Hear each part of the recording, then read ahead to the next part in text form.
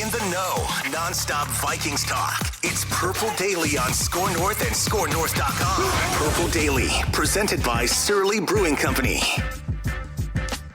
Because if he stands right over that tackle, he's going to draw the tackle's block. And it's going to free the end, Charles Omenihu, to make this play from behind like he does. And it never gets started. And then you realize the 49ers win that down. They get off the field. And what you have is you have the agony of the Vikings and the ecstasy of the 49ers. God, I love Brian it. Baldinger doesn't just like football, he loves football. Baldy, dude. Oh, man. Just inject all that. This is Purple Daily, presented by Surly and also TCL. TCL is one of the best TVs for watching football. It's one of the world's best-selling consumer electronics brands. New lineup of award-winning TVs delivering the most entertainment with stunning resolution, all at an affordable cost. Enjoy more of the things you love with TCL. All right, welcome in, boys. Purple Props Edition. Every single week here, we take a gambling and market perspective at the Vikings games. And this weekend, they play the Detroit Lions. And we'll get to that. We'll make our game picks, both against the spread and straight up. But let's start with the playoff picture here. The Vikings are 55% to make the playoffs, according to Football Outsiders. So 55%, 4% to win the division, 1% to win the Super Bowl. Does that sound about right? Yeah. It's been fair for a long time. Yes. Yep. Yeah, right now, so they're actually out right now based on a tiebreaker. So if the playoffs started today, Washington would be the 7th seed, and they would play Green Bay in the first round. There are, 3, 5, and 6 teams after the Saints lost last night. Washington, they've got the tiebreaker with a better conference record. They have a 5-2 conference record. Vikings are 4-3 in conference. Falcons are also 5-6, but they have a 2-5 conference record. So they're pretty much cooked unless they jump a full game above these other teams. But then you got the Eagles, who are sitting at 5-7, and they're 4-4 in conference. So they could pretty easily, have a tiebreaker there. The Panthers and the Saints are also 5-7 apiece, but below 500 in conference. The Bears and the Giants are 4-7, so those teams are a game back. So you basically have from the 7 seed all the way down to the 14 seed. Those teams are all separated by 1 game in the NFC right now, and the Vikings are sitting right in the thick of it. I feel like the Saints are done. I feel like the Saints are cooked. I feel like the Panthers are probably cooked.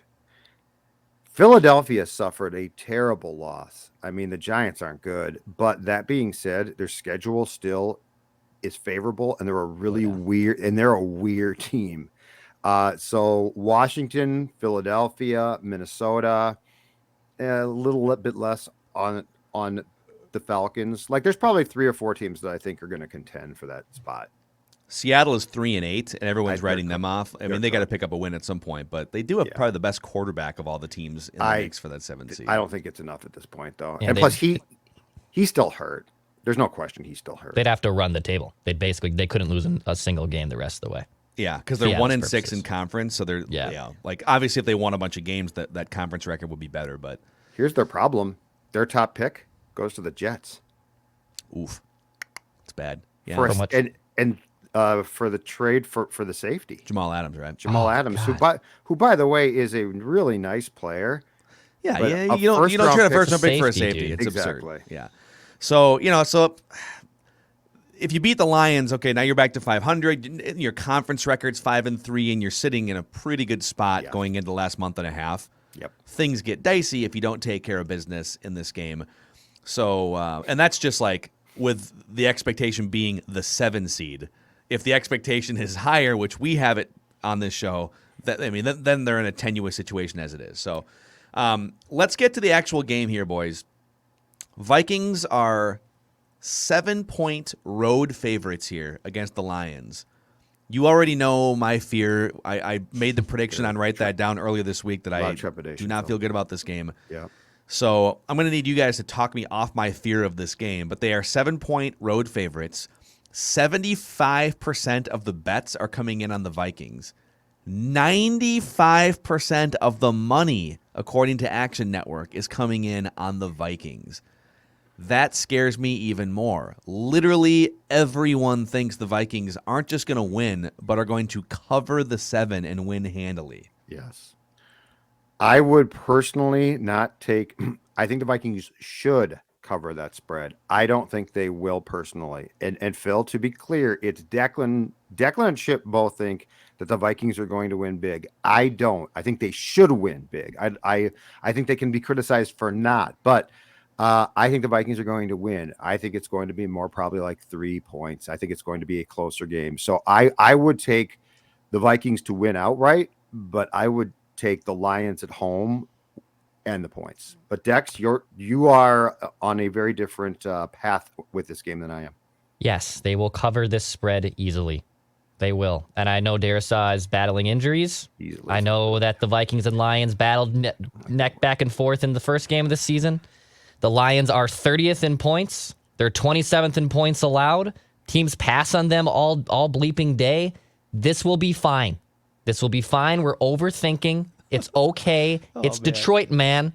This makes me feel even worse. Like Declan's confidence about this game makes me feel even worse. It's and fine. we're not, but the problem is we're not the majority aren't giving much thought here. They're just basically saying the Vikings are going to crush. This team doesn't really crush teams. They should, but they don't really crush teams. All right, I'm gonna read you some stuff here from Action Network. So, for the record here, so Judd, you're saying they win but they don't cover. Correct. Declan's saying they win big and cover. Yeah, don't worry about it. Yeah, he's saying don't worry. You're being foolish, Phil. That's what he's saying to you. I'm gonna digest some things here before I get a second crack at this pick. But the Lions are 0-2-1 over their last 3 games, but those 3 games have been decided by a total of 5 points. Yeah, Keys brought that up. Yeah. They've also lost multiple games this season on buzzer-beating field goals, including against the Bears last week. Mm-hmm. Action Network says, on paper, this should be a great get-right spot for Kirk Cousins and the passing offense. On paper, this could be a Vikings blowout. But that's just not who these Vikings are. They don't just leave the back door cracked open. No, they blew the back door off the hinges months ago and didn't even bother to repair the back porch. It's open season for backdoor covers is what they're saying. So even if the Vikings take a lead, like what they're saying is they let opponents back in the game in the second half on a regular basis. Mm-hmm. The Vikings D-line is an absolute disaster, and Patrick Peterson is out in COVID protocol. I'll also add that Christian Darrisaw did not practice again. He's probably out for this game. Yeah. So now you're back to another backup left tackle. There's a lot of reasons to like Minnesota here, but remember, we better be absolutely convinced the way that these big favorites lately have been struggling in the NFL. The Vikings have won convincingly only once all season. Correct. Seattle. What was that game? I guess Seattle. that was fairly convincing. Yeah. Yep. They're 2-4 on the road, and all we need is another one-score game for the Lions to cover. Covers.com says the Vikings are 1-8 against the spread in their last 9 games as a favorite. Oh. Some more digging here. The Lions' expected record is Declan. 3-8. Oh. The Lions' expected record is 3-8 based on like point differential and game flow. And the Lions and Vikings defenses are allowing the same exact yards per play defensively, 6 yards per play.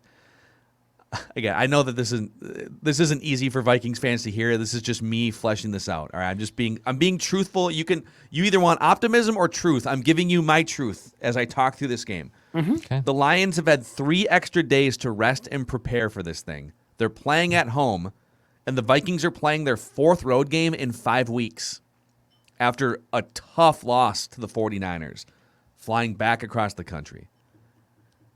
I think I'm taking the Lions to cover. Yeah. I think the Lions win outright.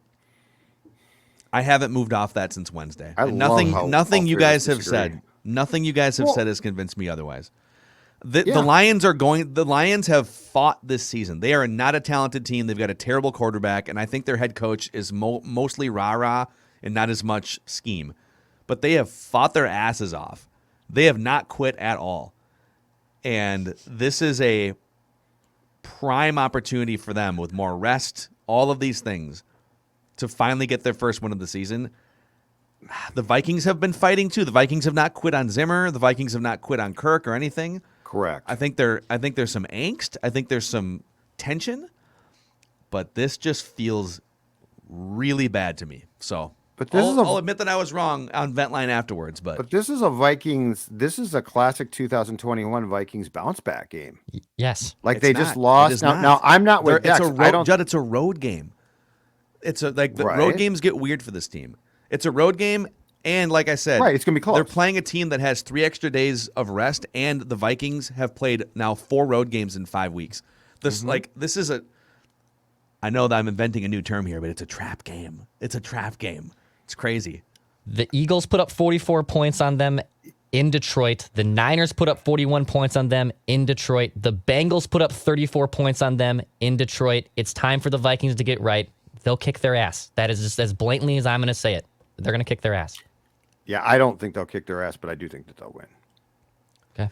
I feel like you guys are just like saying, no, they're going to kick their ass with like zero backing behind it. No, or in Judd's case, they're going to win with zero backing. It's just like you're feeling. Well, but they haven't given up yet. Like this would be a game that you would lose if your players were quitting. They're not quitting. They're incapable of pulling away because of coaching.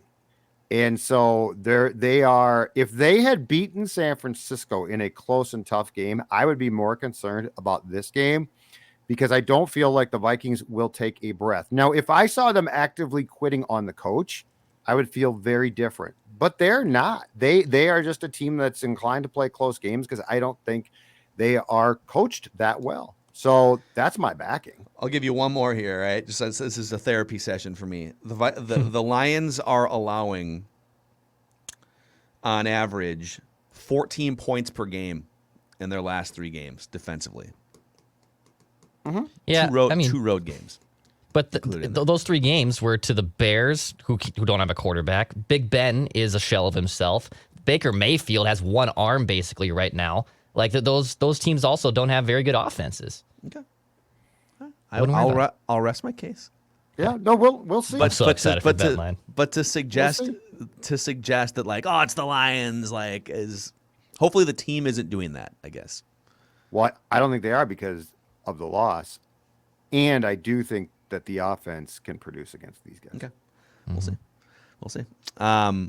We got some props here for you guys too, but let's cheers to whatever the hell happens on Sunday real quick here. A little surly cheers. John. And we'll cheers that with, let's see, what's my favorite beer? Oh, I know, Surly Furious, the IPA that revolutionized beer in this state, in the upper Midwest, hell, in the country, possibly the world. Surly Furious. If you don't have some, get to your liquor store for plenty of great college football on Saturday. And then, as we've been talking about, the Vikings-Lions on Sunday. And you're asking, why should I do that, Judd? Because I'm telling you right now, don't settle. Get Surly. All right, props. Over-under for this game is set at 46.5. Mm-hmm. Will the final total be over or under 46.5? I'm going to go, it's going to be over that. Indoor stadium, defenses on both sides that I don't really like a lot. The Vikings should be in the mindset to score points. I've got concerns about that, but they should be. I would take the over. I'll take the over, but it's close. I think the Vikings score a ton of points, and I don't think Detroit's just going to not do anything on offense. The Vikings defense has been a sieve this year, even with Jared Goff being poor for Detroit. I'll take the over, but I don't think it's significantly over that 46.5. I'm trying to find a scenario in which I don't think this is a shootout by any means. I don't think the Lions, if it's a shootout, like it's a Vikings blowout victory. I don't think the Lions could gash the Vikings on the ground, and they've had a couple big time running performances lately. I think it's under. If it's over, the Vikings are gonna have to do the heavy lifting. It would have to be like a 31 to, I don't know, 31 to 17 type of an over if they hit the over. Mm-hmm. Okay, it's the Justin Jefferson weekly over-under here, 84.5 receiving yards. Justin Jefferson, over-under. Over. We've been trying to will this into existence every week. It should happen. It should happen a lot. If it's under, they definitely lose. Just go over 84.5. Well, yeah, and you will win the game. And I hope he complains. Jared Goff, over or under 234 passing yards. Over. Yeah, I actually will go over as well. With Pat P out, it makes a lot of sense. I'm The not in love Vikings with it, defense can't really stop the Pat. Yeah, And Goff, over. and Goff does suck, but I'm still going to go over. Jared Goff. Yeah. He's only yeah. Oh, sorry, Dex. Well, Well, He's only had one game over that number since October 3rd. So I don't know. I'm going to go under. okay. Goff. Okay. I think if the Lions win this game, it's because they run for 150 yards and Goff. doesn't DeAndre screw Swift's that. out though, Okay, cool. Like so that's gonna. So they're to what? somebody else can run for 100 yards. Okay, he's their top Does back. Deon- I'm just telling you. Yeah, but like you can't say don't pay Cook and like you've had like this go for running back take like just put anyone Right. out there. I'm just saying their top guy is out. That's all I'm saying. I'm just pointing out a fact. It's a fact entered into evidence, nothing more. It's like a hypocritical fact to me. No, I'm not. There's no take off of it.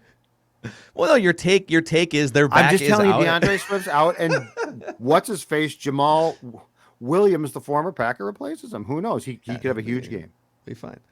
Okay, and Kirk Cousins, 275.5 passing yards. Over or under?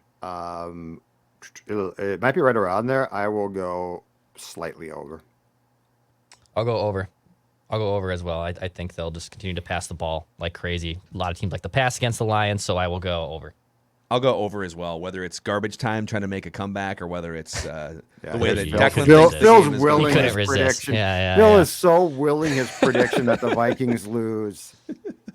He's like, yeah, I mean, Okay, they'll would it be box the score. worst thing in the world if we just This is all why you moved want on with them our to lose. lives? They're not going to lose this game because of that. That's the thing. No, it would not be. But they won't. They're not quitting. That's the thing here. That's weird about this. They're not really. They don't have to quitting. quit. They can just be incompetent in certain situations and still lose. Right, but the problem is you're playing Man Campbell. I think he'll coach them out of this thing, if nothing else. Didn't he call a back-to-back timeout or something in that Yes, game? which is against what the Zimmer Bears? did too. But on Thanksgiving, it was a Just a mess, couple and of then he couldn't manage. buffoons. He doesn't know what to do. Like he with the clock is Fleckonian. It's a gong show with the clock. Yeah. I mean, It's when you look terrible. at Dan Campbell, do you think to yourself, now that guy is playing chess with clock management? Or do you think, Yeah. no, he's just eating cardboard? I think he's playing with Tonka toys on the carpet and slobbering. Here And comes the slobber. bulldozer. When's dinner, Mom? Well, Dan we'll Campbell. see. We'll see. All right. All three of I us love have how you very wanna go- different thoughts on what's Phil going to just happen. wants here. the season to be done now so we can start talking It's about not- draft well, picks. it's inevitable. It's inevitable. No, it is, but This team, game would expedite everything. Okay, now we know what You're this right, team really it would. is. Okay. it would, but that's why they're not going to do it for us. All right, we'll see. Vikings Vikings by vent line. 1,000 paper cuts, Phil. That's what these guys are going to do to you. Okay. Yeah, and then there's the Steelers game right away on the Thursday. So Yes, this will which be they'll a busy also week. win, and then they're back. 7-6. All right, this is daily Vikings entertainment and cynicism here.